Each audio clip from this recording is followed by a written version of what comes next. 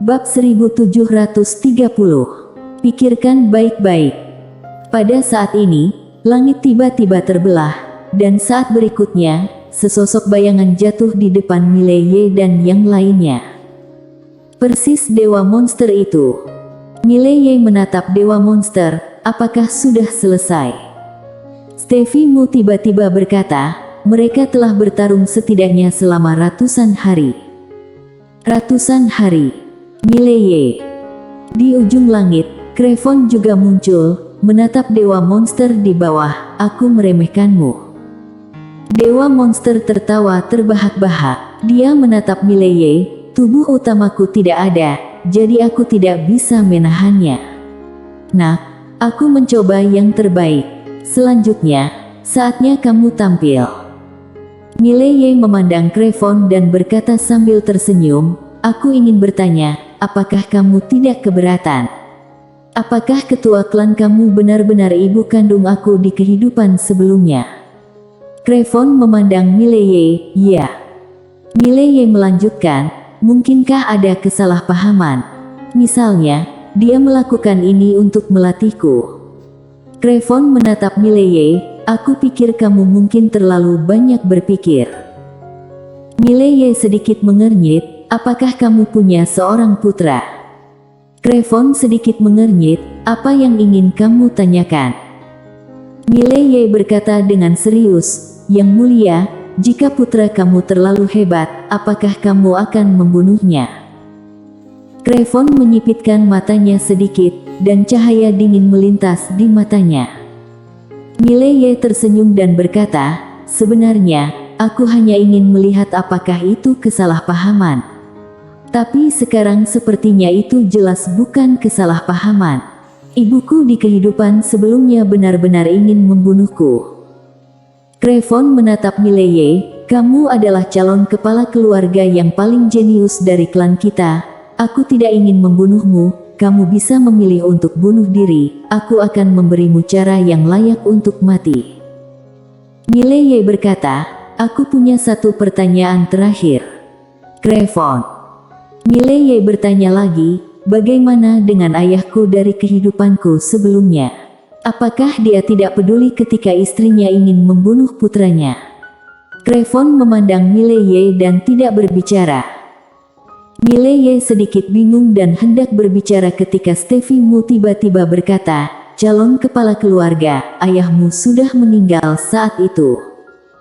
Mileye sedikit mengernyit, sudah mati.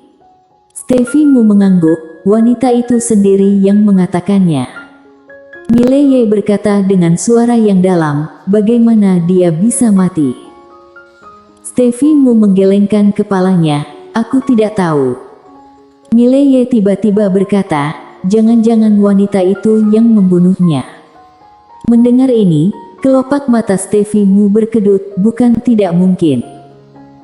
Di samping, wajah Mileye juga agak jelek, jika dia benar-benar membunuhnya, maka dia terlalu galak, kan? Setelah membunuh suaminya, dia membunuh putranya, apa-apaan? Saat ini, Crevon di langit tiba-tiba berkata, calon kepala keluarga, izinkan aku bertanya untuk terakhir kalinya, apakah kamu akan bunuh diri atau aku yang lakukan? Dia sebenarnya ingin Mileye bunuh diri. Mengapa? Karena orang ini memang anak kandung ketua klan. Bagaimana jika suatu hari ketua klan menjadi gila dan merasa sedikit bersalah pada anak laki-laki ini, apa yang akan dia lakukan saat itu? Bukan tidak mungkin. Hati wanita itu berubah-ubah. Oleh karena itu, dia ingin Mileye bunuh diri, sehingga dia bisa mengurangi sebab akibat. Mileye memandang Crevon, aku punya satu pertanyaan terakhir. Wajah Crevon langsung menjadi dingin, jangan main-main dengan mentalitasku. Mileye berkata dengan serius, aku ingin bertanya, apa yang dikatakan wanita itu sebelum kamu datang?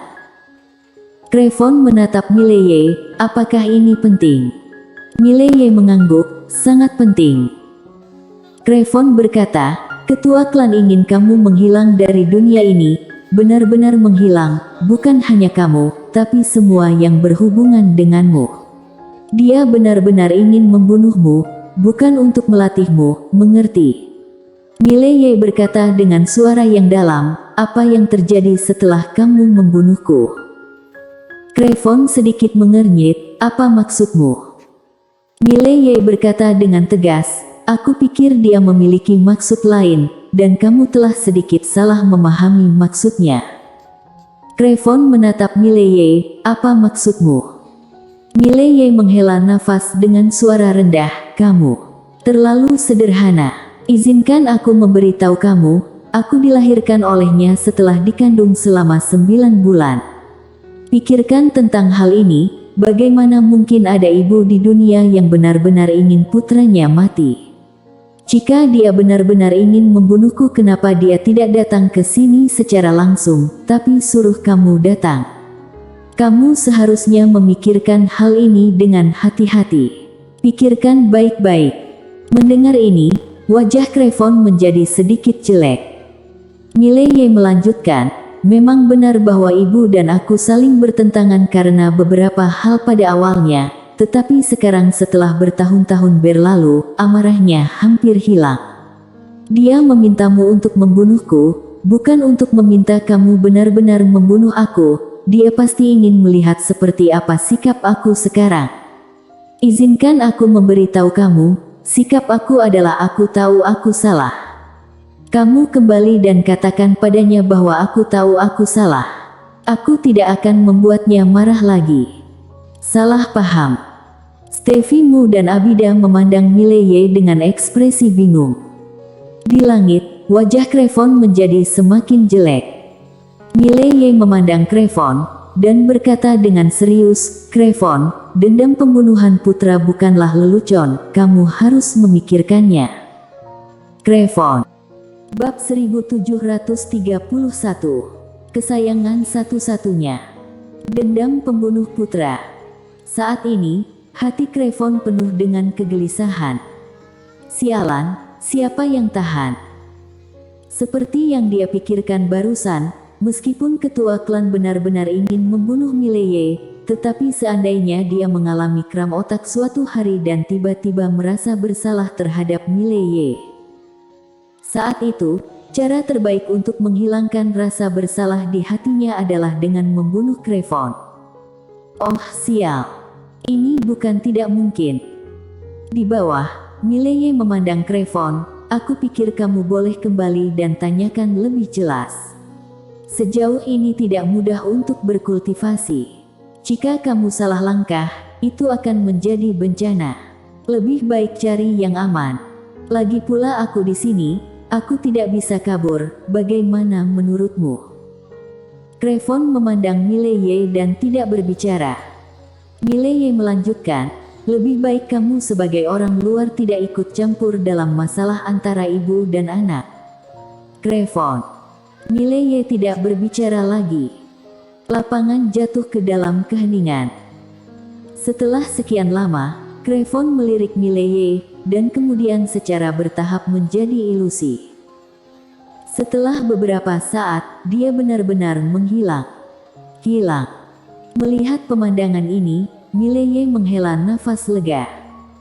Di samping, Steffi Mu berkata dengan suara berat, calon kepala keluarga, apakah kamu benar-benar ingin mengaku salah pada wanita itu?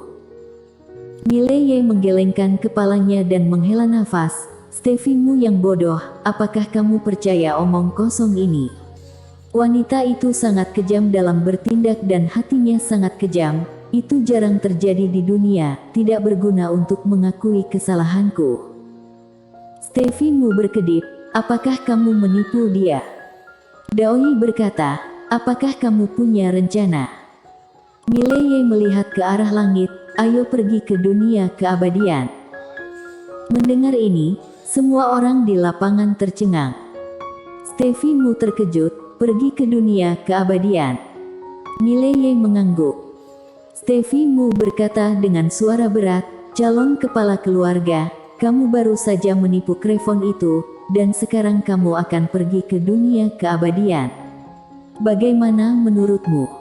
Daoi juga sedikit bingung, apa yang ingin kamu lakukan? Mileye memandang ke langit dan tersenyum ringan, barusan itu hanya penundaan sementara, karena mereka pasti akan datang lagi. Mereka tidak hanya akan datang, tetapi wanita itu mungkin akan datang sendiri.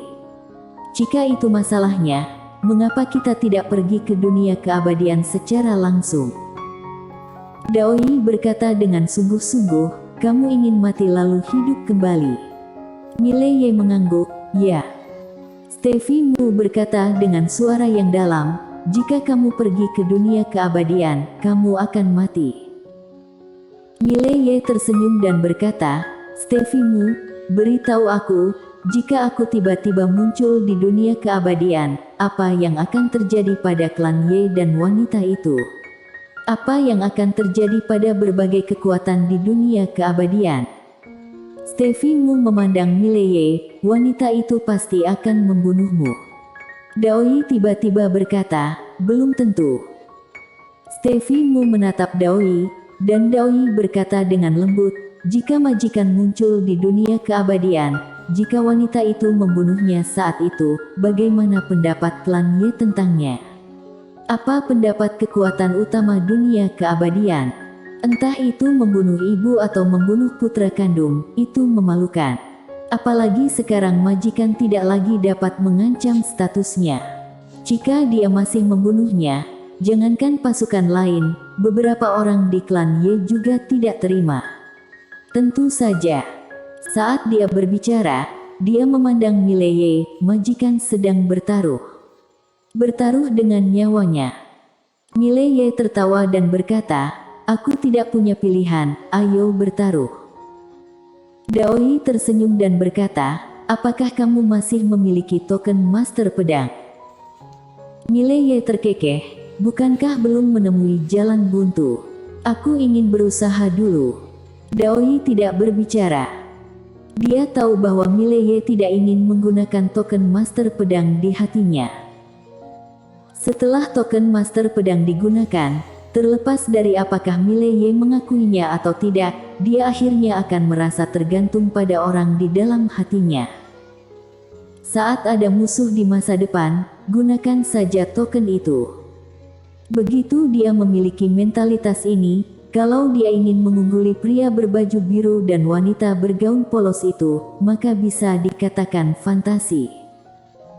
Pria berbaju biru meninggalkan token master pedang, tujuannya tidak sesederhana itu.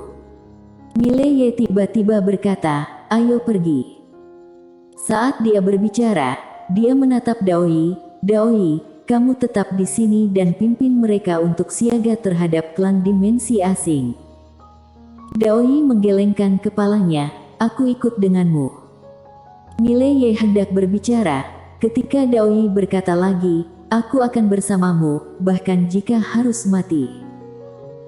Dia tahu bahwa itu palsu bagi Mileye untuk memintanya untuk waspada dari klan dimensi asing. Tujuan sebenarnya adalah tidak membiarkannya mengambil risiko bersamanya. Karena kali ini ke dunia keabadian, Mileye sendiri tidak yakin bisa menang taruhan. Padahal, Mileye memiliki tujuan lain, yaitu begitu pergi ke dunia keabadian. Jika dia meninggal dunia di dunia keabadian, setidaknya alam semesta ini dapat dilestarikan. Mileye memandang Daoi dan menghela nafas dalam hati. Dia tahu bahwa pikiran dan tujuannya tidak dapat disembunyikan dari wanita ini. Daoi berjalan ke sisi Mileye, serahkan tempat ini kepada aturan hukum bencana dan yang lainnya. Aku akan pergi bersamamu. Mileye tidak berbicara. Daoi tersenyum dan berkata, jika kamu tidak setuju, aku akan mengikuti secara diam-diam, toh kakiku tumbuh di tubuhku. Mileye menggelengkan kepalanya dan tersenyum, kalau begitu ayo pergi bersama. Saat dia berbicara, dia menatap aturan hukum bencana, kamu tetap di sini, hati-hati terhadap klan dimensi asing. Aturan hukum bencana berkata dengan suara yang dalam, aku juga ingin ikut denganmu. Mileye menggelengkan kepalanya, tidak boleh. Aturan hukum bencana menatap Mileye, kenapa Daoi boleh tapi aku tidak boleh? Mileye tidak bisa berkata-kata. Sudah datang. Pada saat ini, dia tiba-tiba merasakan betapa sulitnya bagi Dewa Ye saat itu. Mileye tersenyum pahit, kalau kita semua pergi ke dunia keabadian, bagaimana dengan di sini? Aturan hukum bencana tetap tanpa ekspresi, tidak urus. Mileye. Saat ini, aturan hukum waktu juga mengatakan, aku juga ingin pergi. Kepala Mileye membesar dalam sekejap.